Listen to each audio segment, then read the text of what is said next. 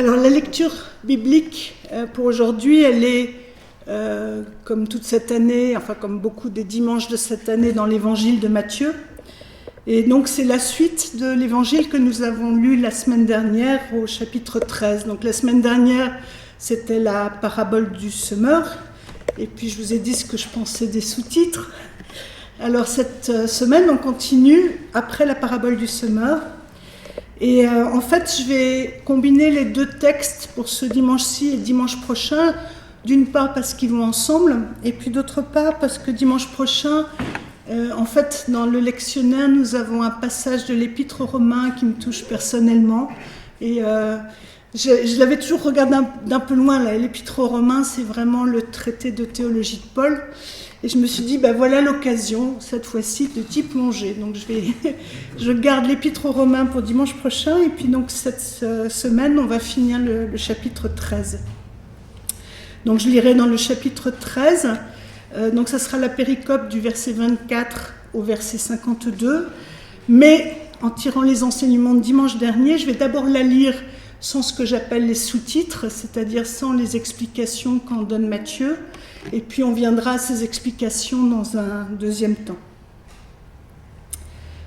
Je vous invite à la prière.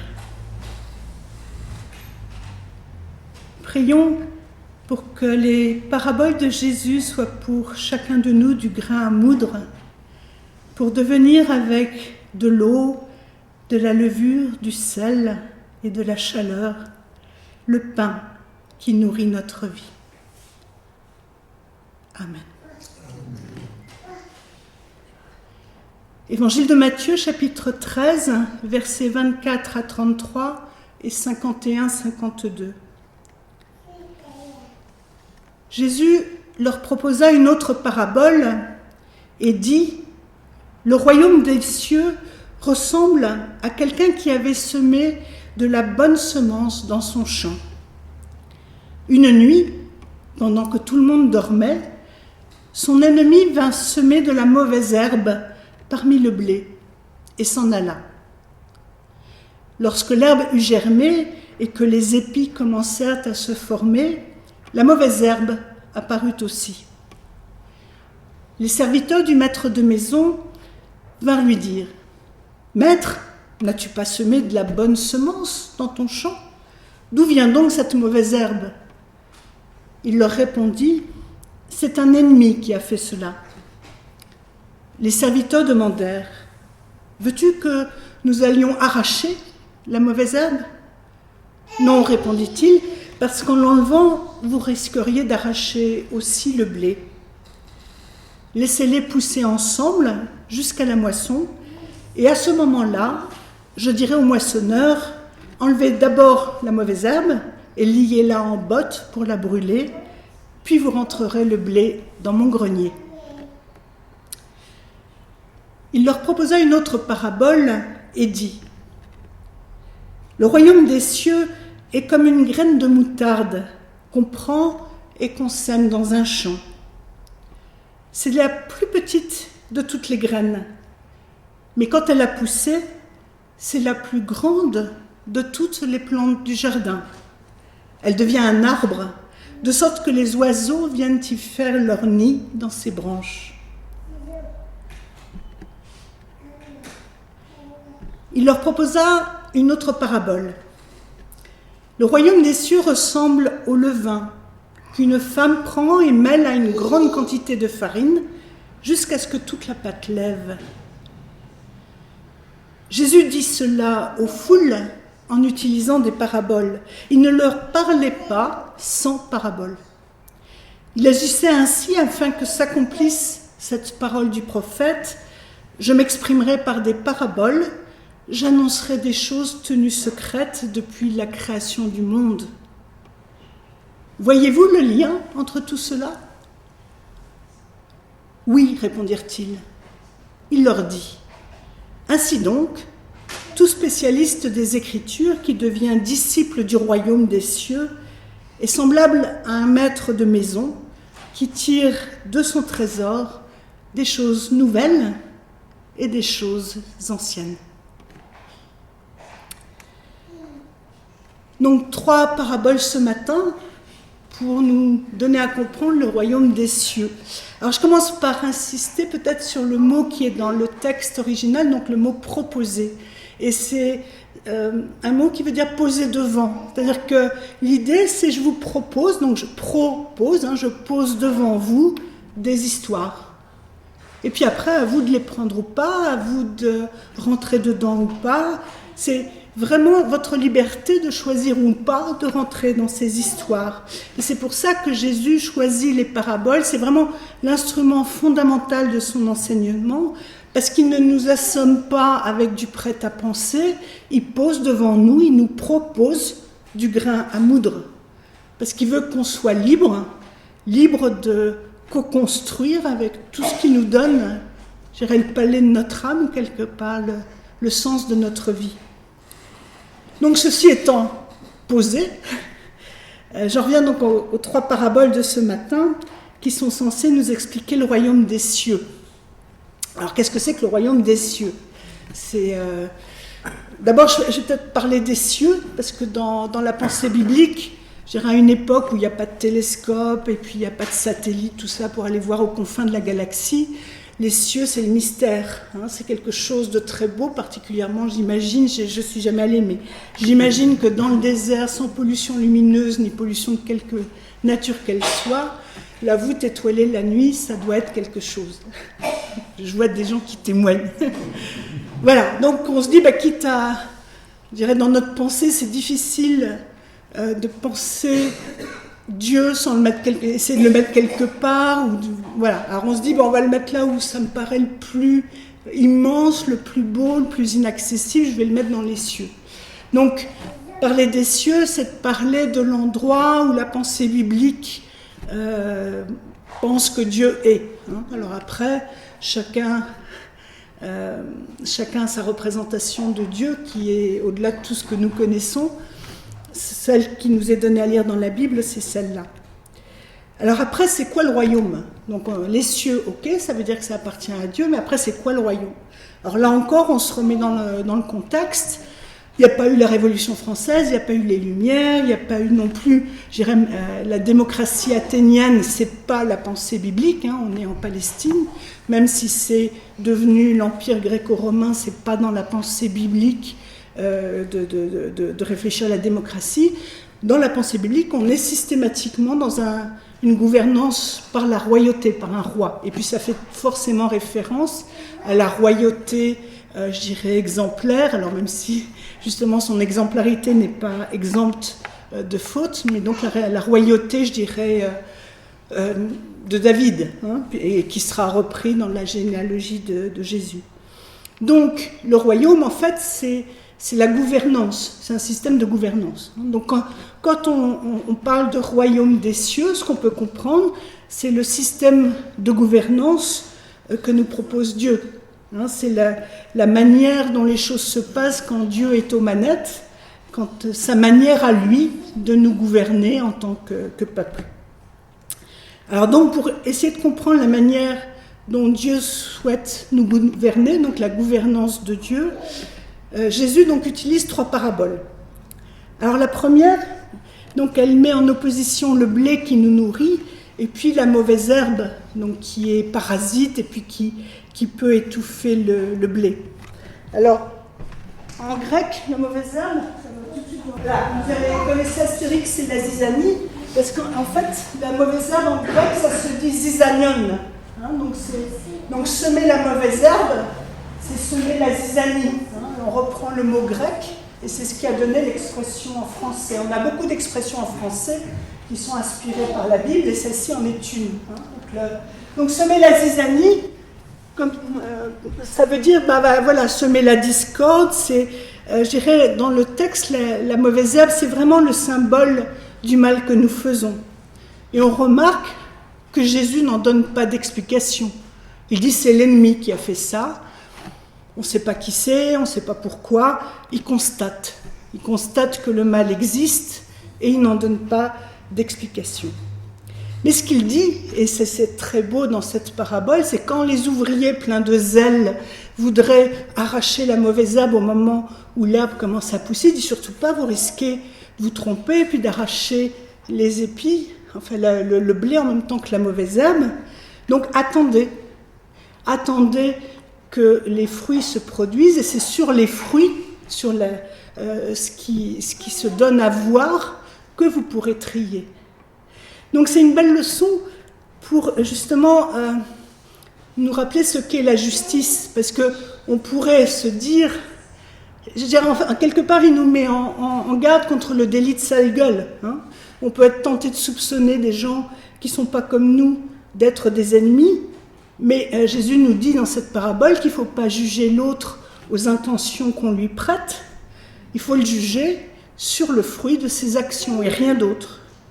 Donc un système de gouvernance dans lequel la justice, c'est une justice objective, qui repose sur des faits, qui s'en tient aux faits et pas aux opinions. Ça, c'est la première composante de la gouvernance du royaume de Dieu. Donc c'est une justice objective qui juge sur les faits. La seconde histoire, c'est donc l'opposition entre la graine de moutarde qui est toute petite, ça ressemble un peu à du sable noir, et puis qui devient un arbuste où les oiseaux peuvent nicher. Alors pour ceux qui n'ont jamais vu des graines de moutarde, à commencer par moi, voilà. Donc vous avez la plante, les graines, et puis quelqu'un dans un champ pour voir à peu près la hauteur. Hein. On se retrouve avec effectivement un arbuste qui est à peu près haut comme ça. La moutarde, qu'est-ce qu'on en fait? On écrase les graines, et puis comme il y a de l'huile dedans, on mélange ça avec du vinaigre et ça donne de la moutarde. Hein, et la moutarde, on en fait des cataplasmes quand on a les bronches encombrées, donc c'est quelque chose d'irritant. Alors, cette parabole-là, je dirais la première lecture, j'appellerais ça la lecture bisounours. Toute petite graine qui donne un grand bel arbre dans lequel les petits oiseaux vont pouvoir se nicher. Voilà, donc ça donne, je dirais, une image un peu bisounours de la miséricorde de Dieu, je dirais pourquoi pas, c'est vrai aussi. Mais il y a deux plans de lecture qui ne sont peut-être pas immédiatement accessibles, qui donnent à cette comparaison encore plus de profondeur. Donc la première, c'est la moutarde. Hein, donc la moutarde qui est irritante. Et quand on est en colère, on dit bien la moutarde me monte au nez. Hein. Et il y a une expression en hébreu qui est rigoureusement la même, c'est la même idée, c'est mon nez s'enflamme. Hein. En hébreu, mot à mot, mon nez s'enflamme veut dire je suis en colère. Donc la référence à la moutarde, c'est la référence à la colère. Hein. Donc c'est une graine de colère, mais qu'on arrive à surmonter, puisque ça va se terminer, cette graine de colère, elle devient un abri. Et là aussi, donc dans cet abri, il va y avoir un deuxième plan d'interprétation, parce que dans le texte, on ne parle pas d'oiseaux, ce n'est pas des oiseaux qui viennent nicher dans les branches, c'est péténos, c'est-à-dire tout ce qui a des ailes, tout ce qui vole. Et dans la pensée biblique, les oiseaux, ce n'est pas du tout positif. Hein, si vous vous souvenez, la semaine dernière, on a vu la parabole du semeur, ce sont les oiseaux qui sont comparés à Satan, qui viennent picorer les grains qui tombent sur le chemin. Donc c'est comme dans la vraie vie, quoi. C'est ce qui vient bouffer ma nourriture, donc c'est un parasite. Et puis il faut voir aussi une époque où surtout dans la pensée vétérotestamentaire, le plus grand, la plus grande offense qu'on puisse faire à quelqu'un, c'est de le laisser sans sépulture. Donc les oiseaux, c'est eux qui vont être les vautours qui vont venir dévorer le cadavre. Et puis tout ce qui vole, ça peut être aussi des mouches. Donc voilà. On a là une image qui est beaucoup plus forte, pas du tout bisounours, mais beaucoup plus forte, c'est-à-dire de la colère qui se surmonte. Alors après, c'est comme toujours dans les paraboles, on peut interpréter comme on veut. Est-ce que c'est la colère de Dieu par rapport à notre comportement? Est-ce que c'est la colère des hommes? Voilà. Et puis, qui arrive quand même à faire un abri, ou même les oiseaux, c'est-à-dire c'est tout ce qui vole, les mouches, les vautours, tout ça arrive à nicher. C'est-à-dire que donc on voit toute la profondeur de cette miséricorde qui surmonte, en fait, je dirais, le négatif, qui surmonte la colère, qui surmonte le parasitisme, qui surmonte la mort. Donc c'est infiniment, je dirais, à la fois plus réaliste, hein, et plus puissant. Et puis on peut aussi, alors on ne va pas en finir, mais c'est pour ça que je montre que ces paraboles elles s'interprètent, mais sur d'infinis plans. Parce que quand on est juif et qu'on entend parler de quelque chose qui vole, donc le mot en fait renvoie à avoir des ailes. Donc quelque chose qui a des ailes et qui plante sa tente, parce que le mot qui est utilisé, c'est pas faire son nid, c'est planter sa tente. Hein. On est dans une culture de nomades. Et donc planter sa tente avec des ailes, ça renvoie directement donc au coffre de l'Alliance tel qu'il nous est décrit dans l'Exode. Je vais vous rappeler ça. Voilà, vous avez le coffre de l'Alliance tel qu'il est décrit dans l'Exode. Donc c'est, je dirais, une illustration. Je l'ai trouvé dans un documentaire de Thomas Romer, donc, qui était mon prof d'Ancien Testament. Il a fait un excellent documentaire, justement, la recherche du coffre de l'Alliance.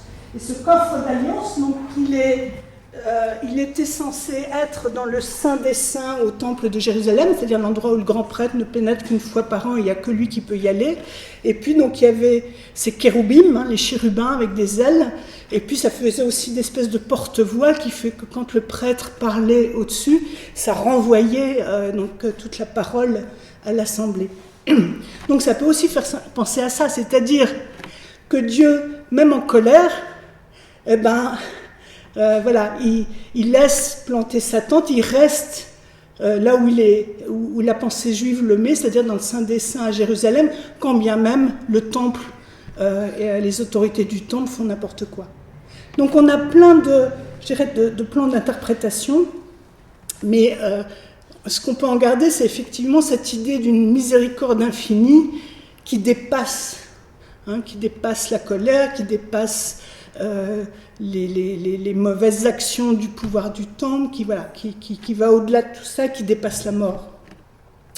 Et puis la dernière parabole, donc c'est le levain. Je dirais c'est peut-être la plus simple. Hein, on voit bien quand on fait nos pâtes à lever, on met un petit peu de levure et puis pouf, on se retrouve avec partie d'une pâte très compacte. On se retrouve avec un champignon aérien. D'une passe. Donc ça donne vraiment à comprendre toute la puissance transformatrice de vie qu'est Dieu. Donc 3 paraboles pour dire la gouvernance de Dieu que Dieu nous propose, donc justice objective qui s'en tient aux faits, bonté qui surpasse toute noirceur et une puissance de vie à l'œuvre.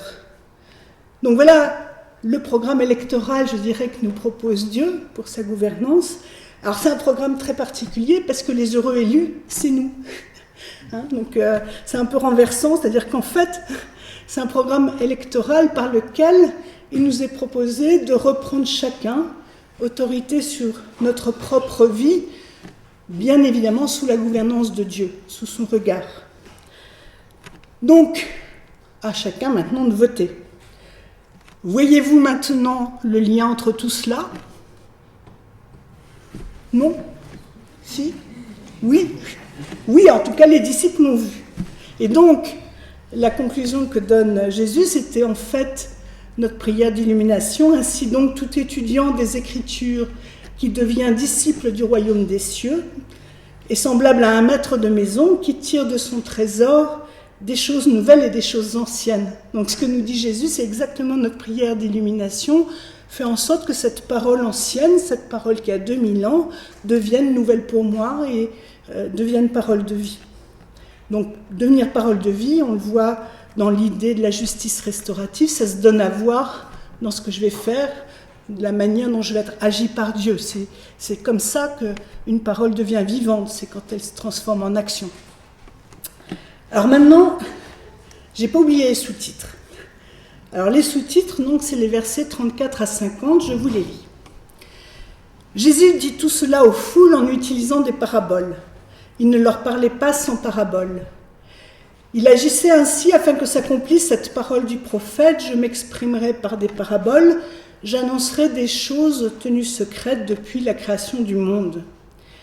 Puis Jésus laissa la foule et se rendit à la maison. Ses disciples s'approchèrent et dirent : « Explique-nous la parabole de la mauvaise herbe dans le champ. » Jésus répondit : « Celui qui sème la bonne semence, c'est le Fils de l'homme. Le champ, c'est le monde. La bonne semence représente ceux qui appartiennent au royaume, la mauvaise herbe représente ceux qui appartiennent au mauvais. L'ennemi qui sème la mauvaise herbe, c'est le diable. La moisson, c'est la fin du monde. Et les moissonneurs, ce sont les anges.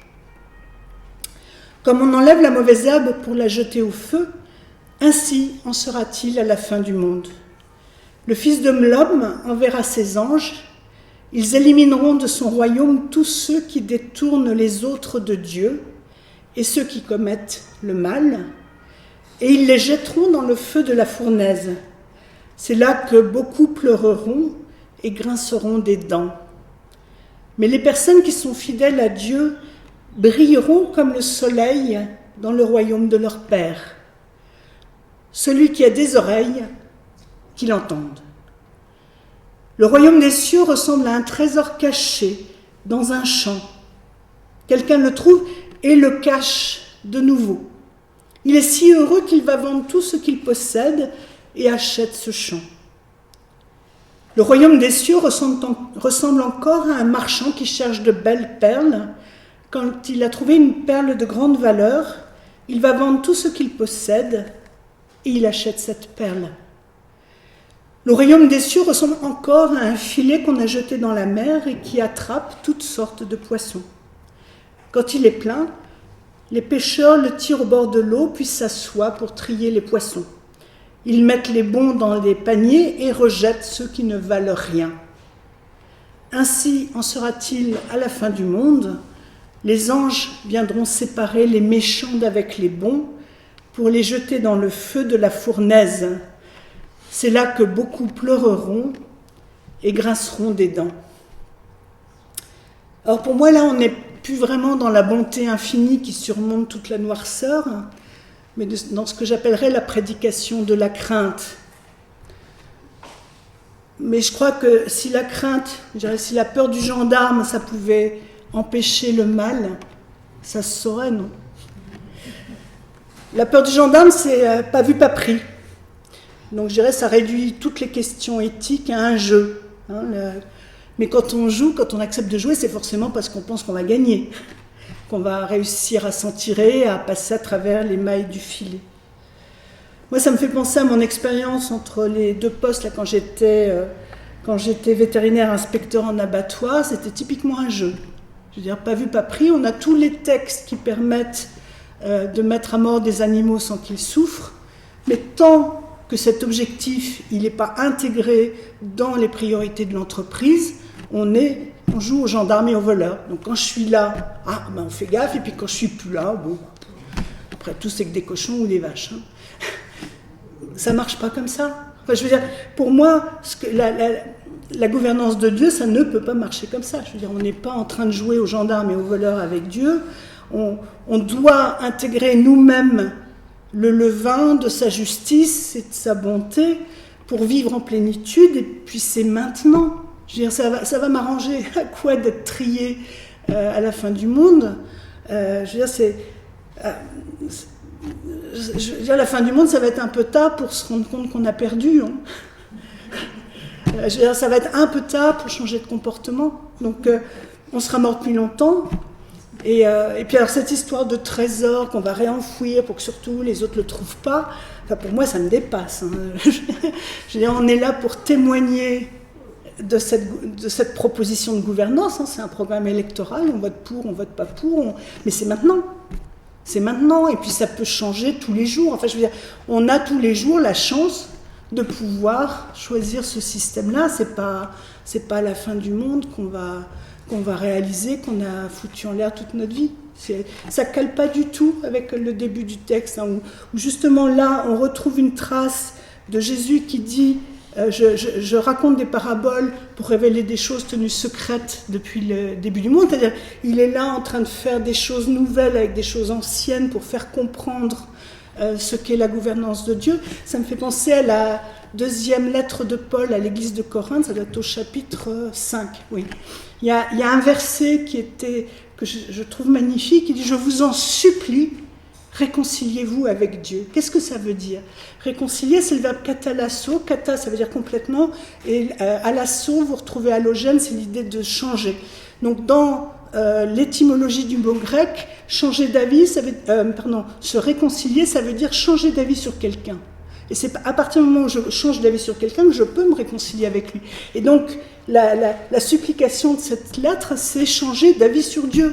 Dieu n'est pas, on n'est pas là pour jouer aux gendarmes et aux voleurs, Dieu n'est pas dans la justice punitive, hein, c'est, comme je disais, c'est quand même le plus confortable parce que on est là pour se plaindre, soit en tant que victime, soit en tant que bourreau. C'est pas du tout ce Dieu-là que Paul, ou Jésus, à la suite de Jésus, veut nous faire comprendre. C'est un Dieu qui est dans la justice restaurative, qui nous remet debout et qui nous donne notre chance tous les jours. Voilà. Donc ce témoignage-là, à partir du moment où on l'a compris, c'est notre mission. Alors, c'est pour ça que je dis, Matthieu, c'est voilà, il y a des passages où on sent qu'il y a une colère extraordinaire parce que c'est un évangile écrit au moment où les pas encore chrétiens se sentent plus tout à fait juifs et se séparent de ceux qui vont rester dans ce qui deviendra le judaïsme synagogal qu'on connaît maintenant. Ils sont en colère parce qu'ils ne comprennent pas. Et vous savez que les colères sont d'autant plus fortes qu'on est proche. Hein. On parle bien de frères ennemis, ça dit quelque chose. Plus on est proche, plus le conflit est violent. Parce que plus on doit rendre légitime la différence. Donc on va en mettre un max. Donc on sent bien que dans Matthieu, il y a toute cette colère-là qui vient ajouter des commentaires et des choses qui s'apaisent, hein, quand on lit Luc ou Jean, on sent que ça, voilà, la pensée évolue, mais dans Matthieu, c'est extrêmement violent. Et puis en même temps, il dit bien à la fin de son évangile, hein, vous vous souvenez ces versets qu'on rappelle à chaque baptême, allez donc auprès des gens sans aucun préjugé et faites d'eux mes disciples, baptisez-les au nom du Père, du Fils et de l'Esprit Saint, et enseignez-leur à pratiquer tout ce que je vous ai commandé. Et sachez-le, je suis avec vous tous les jours jusqu'à la fin du monde. Jusqu'à, pas juste à la fin du monde pour venir nous juger, mais jusqu'à, c'est-à-dire il nous accompagne. Donc ça veut bien dire que c'est voilà, un programme électoral qui nous est proposé, donc avec ce mode de gouvernance de Dieu, mais cette proposition de changement, c'est pour maintenant. Voilà. Amen.